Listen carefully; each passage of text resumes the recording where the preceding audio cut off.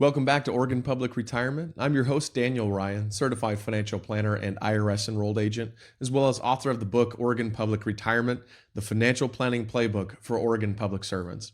Today's conversation, we're going to be talking about what's called the Variable Account and the Variable Annuity Program.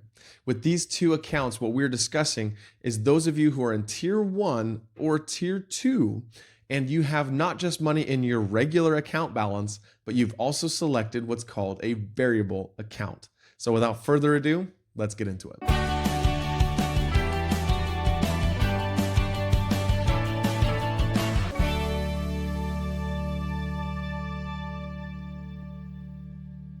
Now, as I mentioned, this is only for those of you in Tier 1 or Tier 2. If you're an OPSERP member, you don't have to watch this video because you do not have anything related to a variable account or even a regular account for that matter. But those of you in Tier 1 and Tier 2, we need to figure out if you need to get out of this variable account or should you stay in and transition it from the variable account to the variable annuity program in retirement. Now, what are we even talking about? Now, if you have a PERS statement, you will see on the very first part as a Tier 1, Tier 2 member, you will notice it says regular account balance, and then on the right-hand side, it says variable account balance. If you have a 0 on that right-hand side where it says variable, then you don't have to worry about this. You can just skip past this video as well. But if you do have money in that account balance or you're not sure, you want to find out as soon as possible. What I had was a client who was going to be in Tier 1 and retiring with a money match calculation. They had money in the variable account. And in 2022, when they had their variable account drop by about 30%, that reduced their pension amount by $2,500 per year for the rest of their life. So when I started talking to them about this, they became very interested and pretty disappointed that they didn't know about how this program worked. So I want to make sure that you don't have that same fate. So we got to understand how it works. But that is the implication for those of you who have a money match calculation. So especially those of you who are in Tier 1, this is going to be critical for you to have a good grasp on it as you go forward. The variable account program is effectively what PERS introduced maybe about 20, 30 years ago in the 1990s. It was really popular back then because that's when you saw the biggest bull market from 1987 to 2001. At the time, that was the longest bull market that we had seen, which was, of course, the tech stock bust, basically. And so what we saw was an opportunity for people to get more than the regular guaranteed amount of 8%. Effectively, when you're on Money Match, if you've watched my other videos on how to calculate your pension as a Tier 1 member, on Money Match, you are basing your actual pension benefit based on the account balance times your age, which is actually an actuarial equivalency factor, and then times 2. And when you add that together, the account balance is a huge component of this. So when you do it that way, if your account balance is going to have an opportunity to drop in value, that's because it's in a variable account. If you have the guaranteed 8% as what it used to be for the regular account, then you never had to worry about your account balance dropping. And so everything was just peachy and nobody was sad about this. But in 2001, this was a big problem for folks because they had been riding this wave for the last 10 plus years. And then when 2001 went down, those of you who retired in 2002 or 2003, you were in the variable account, you saw a big difference in your pension estimate. So the question then becomes, if I am in this variable account, should I get out of this? I don't like this extra added risk of me knowing I'm in Money Match, knowing that the pension could go down in value. Maybe I should lock in my gains now because we're at the new peak for the US stock market at this time in 2024. If you do that, the reason would probably be because you want certainty and you want to make sure that when you show up to your PERS retirement, that you know this is all taken care of and there's not a risk of anything dropping in value. Your PERS estimate says you're going to get $6,000 a month for the rest of your life. You want to make sure that it's actually $6,000, not $5,000 or $4,000 or what have you.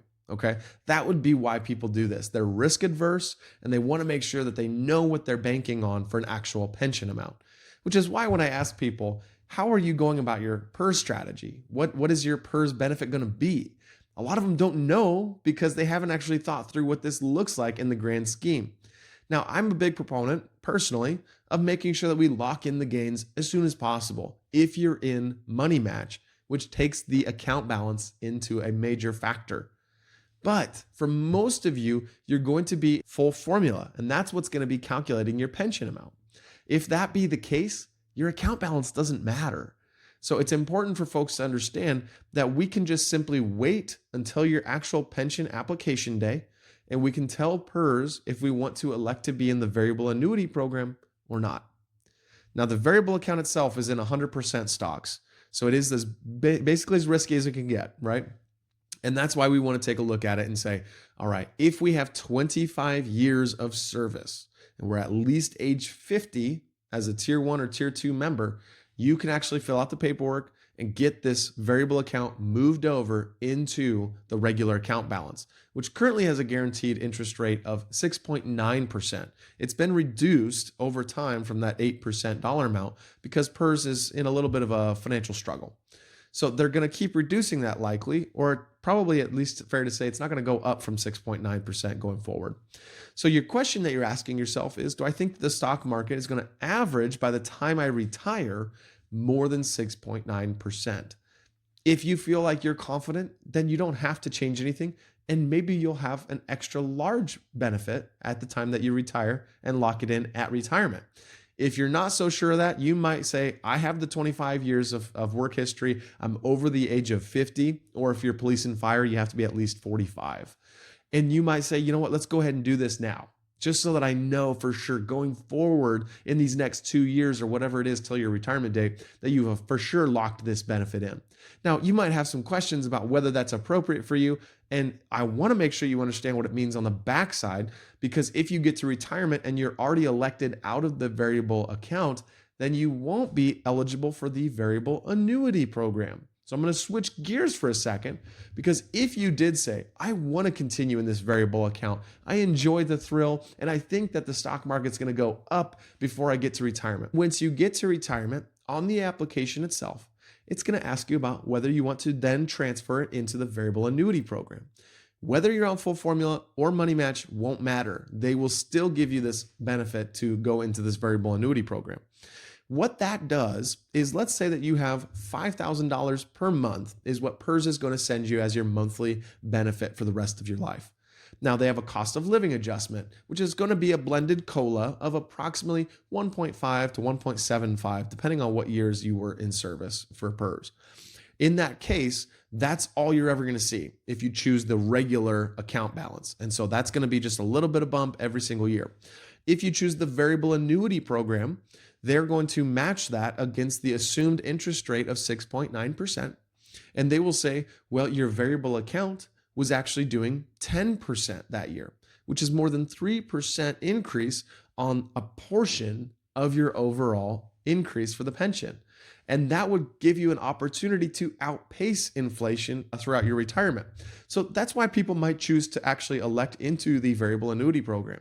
However, be warned, it could also mean that in a downturn, your stock account, your variable account goes down, in which case you wouldn't get $5,000 that year. You might get $4,000 or $4,500 or whatever it might be. It depends on how severe the downturn and what percentage of your account is in the variable versus the regular.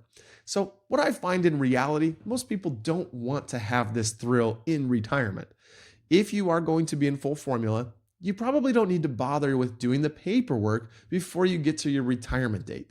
So thus, don't worry about that part of it, because if you're in full formula, it doesn't take the account balance into a factor. But once you get to retirement, you probably want to know that your pension's never going to go down. And so for most people, they're going to elect to get out of the variable account at their retirement date, and then thus go forward from the regular account balance and make sure that they always know they're going to get at least what they got last year each month. And then going forward, it's always going to go up 1% to 2% basically going forward from there. But if you have more questions on this, I would be happy to help. You can always go to ryanfinancialsolutions.com and find out more. Schedule a free phone call with my team. We'd be happy to guide you through the process. Until next time, happy planning.